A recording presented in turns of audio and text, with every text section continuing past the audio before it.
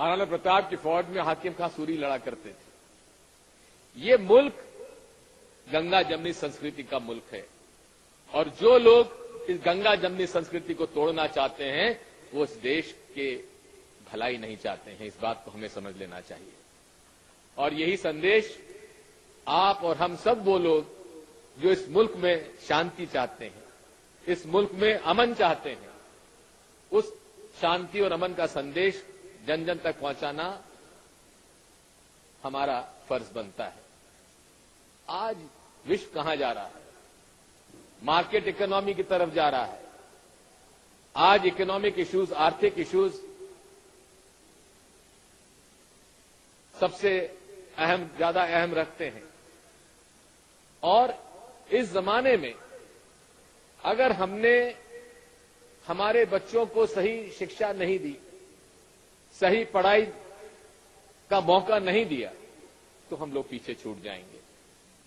आज इस जमाने में आवश्यकता इस बात की है कि हमारे हिंदुस्तान में अमन, चैन, शांति रहे, हम लोग भाईचारे के साथ रहें और जो लोग फिरका परस्ती ताकते और ऐसे ख्यालात रखते हैं उनकी लड़ाई मेरे भाई मिलकर लड़नी पड़ेगी। अलग अलग हम लोग लड़ाई नहीं लड़ सकते और जब तक लड़ाई नहीं लड़ेंगे उन लोगों से, हम इस मुल्क को बर्बाद कर देंगे। आज जवाबदारी हम लोगों की है, जो मेजॉरिटी कम्युनिटी है, हम हिंदुओं की है कि हम हमारे मुसलमान भाइयों में वो विश्वास पैदा करें, हमारी हुकूमत में विश्वास पैदा करें, चाहे हमारे राजनेता हो, चाहे हुकूमत में रहने वाले अधिकारी कर्मचारी हो, चाहे हमारी जुडिशरी हो। हम लोगों की जवाबदारी है कि हम हमारे जो अल्पसंख्यक भाई हैं, मुसलमान भाई और बहन हैं, उनके मन में ये विश्वास पैदा करें कि मुल्क तुम्हारा है, तुम्हें न्याय मिलेगा, तुम्हें जस्टिस मिलेगी, तुम्हारे साथ कोई जाति नहीं होने दी जाएगी। ये जवाबदारी हम लोगों की है और उसे हम सब निभाने के लिए तैयार हैं। डॉक्टर साहब, आपको मैं बहुत मुबारकबाद देता हूं। मैंने आपकी तारीफ सुनी थी, आज मैंने जो मजमा यहां देखा है वाकई में ऐसा मैंने कहीं नहीं देखा। आपको बहुत बहुत मुबारक, बहुत बहुत शुक्रिया।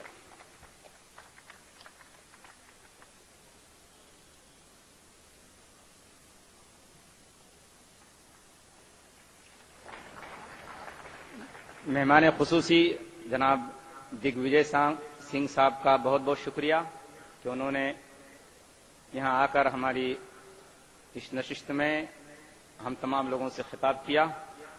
ख़वातीन व हज़रात, जैसा कि मैंने अर्ज किया, आप हजरात सुकून और इत्मीनान के साथ आखिर तक तशरीफ रखें। इमाम हरम, इमाम खाने काबा सऊद शुरैम हफिज़हुल्लाह हमारे दरमियान हैं। इंशाअल्लाह उनकी तकरीर होगी, दुआ के बाद इस इजलास का इख्तिताम होगा। अब बाकायदा हम सवाल और जवाब के सेशन को शुरू करते हैं।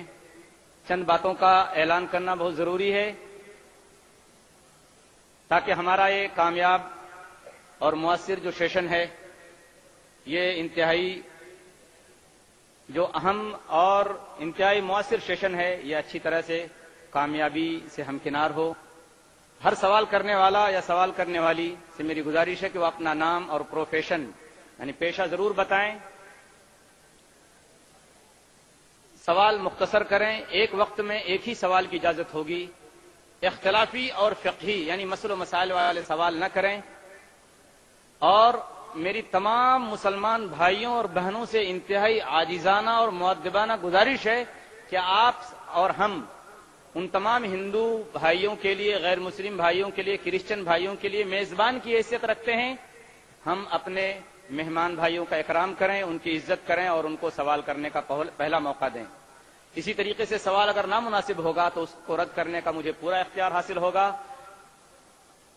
इस इज्तिमा के अंदर 5 माइक का इंतजाम किया गया है। माइक नंबर 1 मेरे बाएं जानिब है। पहला सवाल इंशाअल्लाह यहां से होगा। माइक नंबर 2 भाइयों के सेशन में है, बीच में। माइक नंबर 3 और 4 बहनों के सेशन में है और माइक नंबर 5 बिल्कुल आखिर में हमारे भाइयों के शोबे में है। اب میں سوال شروع کرتا ہوں. مائک نمبر 1 میں جو بھائی ہیں ان سے گزارش ہے کہ اپنا نام اور پروفیشن پیشہ بتا کر اپنا سوال شروع کریں. ہلو، میرا نام شنکر بھائی ہے. میں سورت سے آیا ہوں اور سورت میں آپ کے ایک ایگزیبیشن میں دیکھا ہوں. اطہر خان وہاں آئے تھے، ان سے میں بات چیت کیا ہوں. تو میرا سوال یہ ہے کہ اسلام پاک ناپاک میں بہت مانتا ہے. ابھی جب بے نام آتا ہے، ایم سی پیریڈ میں رہتی ہے تو ان کو نماز ادا کرنے کا موقع نہیں دیا جاتا جہاں تک کہ وہ پیریڈ میں ہے. اور پھر جب انسان ماتا کے اندر میں اس کا جنم ہوتا ہے تو وہی ایم سی پیریڈ میں جو ایم سی پیریڈ کا جو مٹیریل ہے اس سے انسان کی شریر جسم بنتا ہے. تو پھر کیا ہمارا پورا شریر پاک ہے یا ناپاک ہے؟ اس کے بارے میں سمجھانے کا پریاس کیجیے.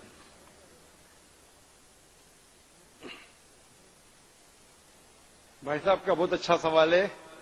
بھائی صاحب سورت سے ہے اور پوچھ رہے ہیں کیا اسلام پاک اور ناپاک میں بہت مانتا ہے، اور جب خواتین حیض میں ہوتی ہے ڈیورنگ دا مینسٹرل سائیکل اس وقت انہیں اجازت نہیں کہ وہ نماز پڑھے. اور یہ کہنا چاہتے کہ کیونکہ اس وقت عورت ناپاک ہے، اور اسی ناپاک کے ذریعے جب بچہ پیدا ہوتا ہے تو اس وقت بھی نماز نہیں پڑھنے کا حکم ہے. اور اس کا مطلب یہ کیا ہم ہر انسان ناپاک پیدا ہوا؟ یہ فلسفہ انسان ناپاک پیدا ہوا یہ عیسائی کا فلسفہ ہے، مسلمان کا نہیں. یہ جو آپ نے ایگزامپل دیا، مثال دی، اس سے غلط فہمی ہو سکتی ہے، لیکن میں آپ کی غلط فہمی کو دور کروں گا انشاءاللہ. کیونکہ میڈیکل ڈاکٹر ہوں، میں جانتا ہوں کہ عورت جب حیض کے وقت ہوتی ہے during the menstrual cycles there are various psychological changes. جو دماغ کی جو چینجز ہوتے psychological, many physiological changes takes place. تو اس چینجز کی وجہ سے اللہ سبحانہ و تعالی نے عورتوں کو چھوٹ دی ہے کہ ایسی حالت میں آپ نماز پڑھنے کی آپ کو ضرورت نہیں. چھوٹ ہے، چھوٹ مطلب کنسیشن. تو جب کسی آدمی کو یا عورت کو کنسیشن دی جاتی اس کا مطلب نہیں کہ یہ اسے ذلیل کر رہا ہے. سمجھ رہے اپنا؟ تو چھوٹ دیا جاتی کہ آپ اس وقت جب حیض کی حالت میں آپ کو نماز پڑھنے کی ضرورت نہیں ہے. سمجھ رہے اپنا؟ تو اسی طریقے سے یہ کہنا کہ انسان ناپاک میں پیدا ہو بالکل غلط ہے. کیونکہ اللہ کے رسول کی حدیث بھی ہے، ہم جو پیدا ہوئے، جو قرآن کی آیت ہے، ہم پیدا ہوئے منی سے، semen, ovum as well as sperm مل کے زائگوٹ ہو جاتا ہے. اس کو ہندی میں کیا کہتے ہیں، اردو میں کیا کہتے ہیں، ذرا میڈیکل جو اسٹڈیز کیا میں انگریزی میں کیا ہوں. تو man's sperm and ovum meet it's called as zygote. آپ سمجھے نا؟ تو اس کا مطلب ہمیں جب منی نکلتی ہے ہمیں نہانا فرض ہے، لیکن اس کا مطلب یہ نہیں کہ منی ناپاک ہے. ہم جب ہم بستری کرتے ہیں جو ذہنی حالت ہوتی ہے وغیرہ، اس کے وجہ سے نہانا ضروری ہے نماز پڑھنے کے پہلے. اس کا مطلب یہ نہیں کہ منی ناپاک ہے. قرآن اور حدیث میں کہیں بھی نہیں لکھا ہے کہ منی ناپاک ہے، لیکن اکثر لوگ غیر مسلمان بھی سمجھتے کہ منی ناپاک ہے. منی ناپاک نہیں ہے. ایک حدیث اللہ کے رسول کی کہ ایک شخص ہم بستری کرنے کے بعد وہ منی کپڑے پہ گر جاتی ہے، تو اللہ کے رسول نے کہا کہ اس منی کو کھرچو، مطلب وہ جب ڈرائی ہو جاتا ہے اسے نکال دو، بس کافی ہے. تو یہ کہنا کہ منی ناپاک ہے یہ ہماری غلط فہمی ہے. منی ناپاک ہے ہی نہیں، کیونکہ منی سے ہم پیدا ہوتے. تو اسی طریقے سے یہ سوچنا کہ انسان ناپاک پیدا ہوا بالکل غلط ہے. یہ عیسائی کی سوچ ہے، man is born in sin, human being.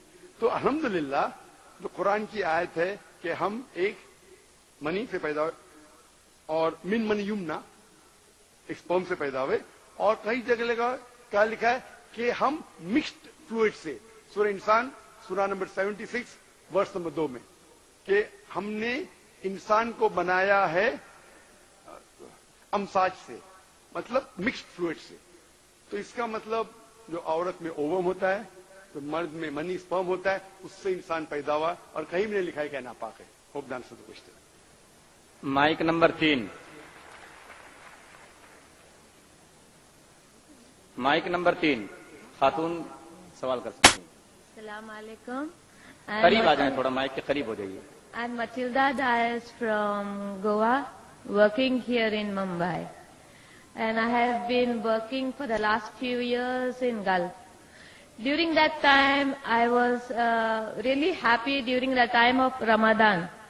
And this time was a fasting time. Those times, the Arabs over there, they fast. And they forgive, they forget, and they do lot of good things.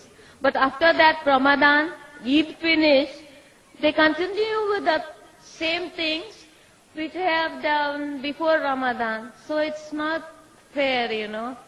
But I believe Islam is beautiful, and I really like the way it is.